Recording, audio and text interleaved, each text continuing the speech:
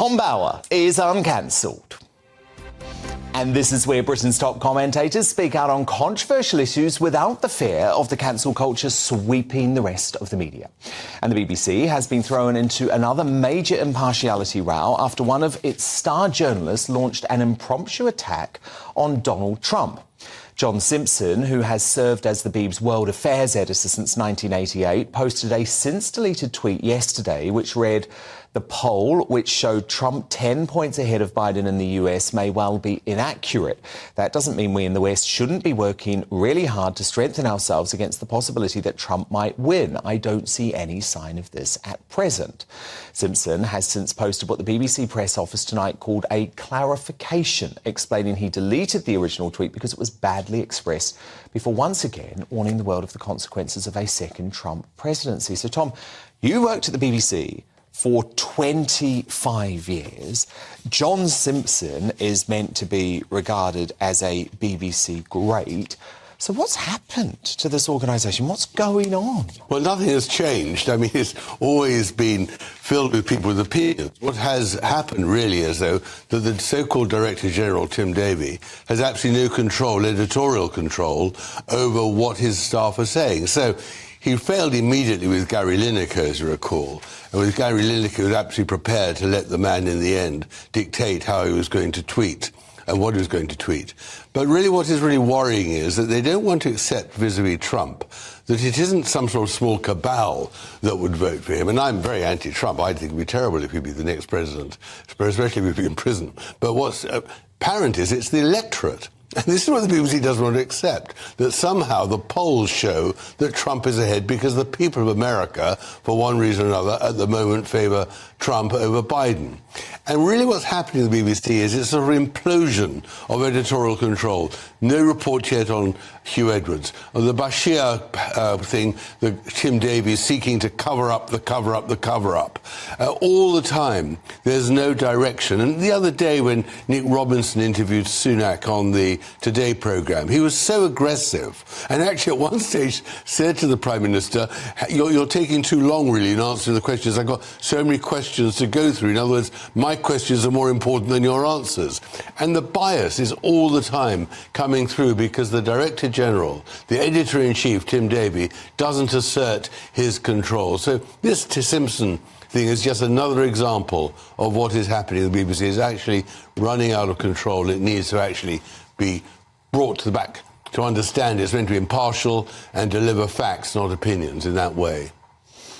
Yeah, no, indeed. The problem is, though, all of these people who leave the BBC, right? So we've seen Emily Maitlis, John Sopel, Lewis Goodall, all of them are becoming hardened left-wing activist journalists, I guess you would say. So it's becoming increasingly difficult, I think, for the BBC to cover up what's going on, especially given their tweets are not at all controlled. Well, exactly. Tim Davie's lost control because of the strike by Gary Lineker. Exactly, and that's the problem. When Emily Maitlis was in the BBC, and Jeffrey Goodall, we all knew she was a left-wing, she supported Labour, and she was perfectly entitled to. The problem was that she put her views into the airwaves, and it was always unbalanced.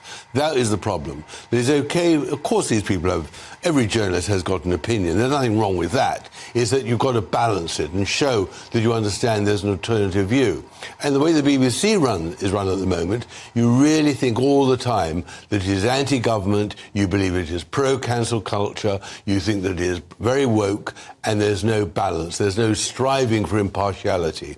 And this the moment that you really had it come out really appallingly was obviously the Lineker case, but also with Hugh Edwards, the way they, Newsnight, launched an investigation into their broadcast was just an astonishing thing to do. And you know the same with the Bashir, the cover-up is just, it's got to end. And so in the end, we've got to decide, really, that the Director General must get control back over the BBC. Yes, indeed. Now, Tom, yesterday we played this hilarious mic flop moment. There it is, when Meghan was denied the microphone at this star-studded charity event hosted by Kevin Costner. And this has gone viral all over the internet. But you have some more exclusive information about the event. Well, I think what's hilarious is that Meghan really did think I'm told, that when she paid $12,000 for the right to go to this event and stand next to Kevin Costner, that would give her speaking rights too. After all, she'd just come from Germany, where she had been lauded at the Invictus Games. But that wasn't Hollywood. She wanted to do the same in Hollywood.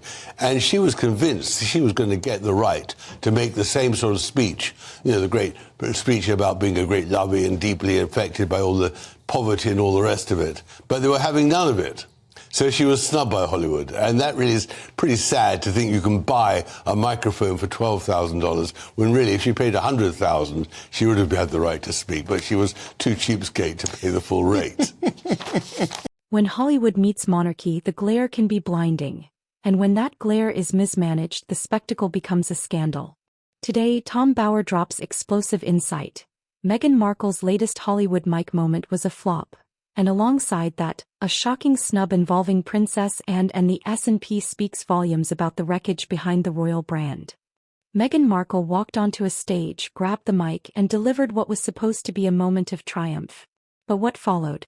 Silence, awkward glances, a cutaway to producers behind the scenes. Tom Bower calls it a mic flop, a public misstep dressed as empowerment. He argues the issue is not just the moment itself, but what it reveals. A woman used to script-controlled fame trying to navigate real-time exposure and failing. In Hollywood, timing is everything. The projection is everything. But here the projection cracked. Bower says Meghan's brand of activism, performance, and celebrity collided, and the casualties were authenticity and credibility. Then there's the royal dimension. Tom Bower highlights a separate scandal, the alleged snubbing of Princess Anne during a major UK event, with links to the S&P's handling of royal protocol. It's a betrayal of tradition from within. A royal family member sidelined, while the spotlight drifts elsewhere. He paints a picture of Meghan and Harry's brand positioning itself outside the usual royal framework, a framework Princess Anne upheld for decades with dignity and duty. This isn't simply about seating charts or protocol. It's about power, message, and image. Bower argues the snub speaks louder than any public statement. It says, "We don't play by your rules." And that message is reverberating across Britain. What happens when celebrity branding collides with institutional royalty? Meghan's Hollywood style, the mic moment, the snub, they reveal a deeper... Indeed, and look, Tom, really disturbing moment with the SNP this week, because Princess Anne was left waiting for 40 minutes at an official event at Aberdeen Harbour after Holmes Eustace's deputy Shona Robinson arrived late. It's a move that has been described as disgraceful. The Scottish Government have blamed urgent business. But is this further proof that there does seem to be a real row brewing in Scotland between the SNP and the monarchy? Well, I think the SNP is clearly Republican. They stated it, and Yusso himself has said that he wants the monarchy abolished. But his real problem is that the Scots don't want the monarchy abolished. The Scots majority is in favour of the monarchy. But what's awful is that Princess Anne is such a hard-working, decent woman. She is really such a trooper for the royal family and for Britain as well, that to have left her waiting all that time was so rude, so unnecessary. And the idea that the deputy leader was so busy that she couldn't make it in time because affairs of state, what affairs of state are there in Scotland that mean that you don't arrive on time? And what I think it does is it drives another nail into the coffin of the SNP. It shows that they really are a declining force, a government which is now so under investigation through Nicola Sturgeon and the whole police investigation. They really are tainted. And I'm sure the great Scottish people will see that as another reason not to vote for the SNP, because in the end, the royal family embraces their values much more than the SNP does. Tension. Tom Bower says her narrative treats monarchy like a film set, not a legacy. In contrast, Princess Anne represents the old guard. Steady, reliable, not seeking the spotlight but earning it through service. The juxtaposition is stark.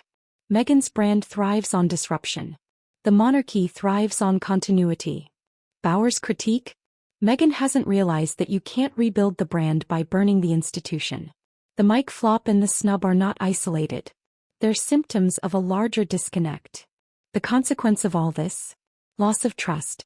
Bauer warns that the mic flop and the snub are eroding the confidence the British public once held in the Sussex brand, and by extension in the monarchy's coherence. Princess Anne's dignity stands in sharp contrast. While public attention lurches between controversy, she remains a symbol of service.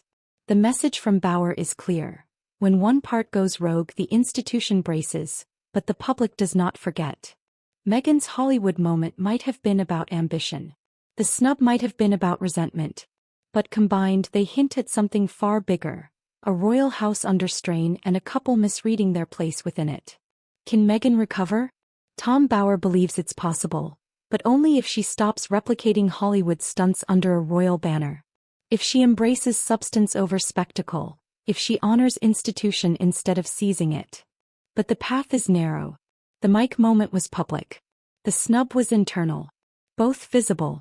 Both damaging.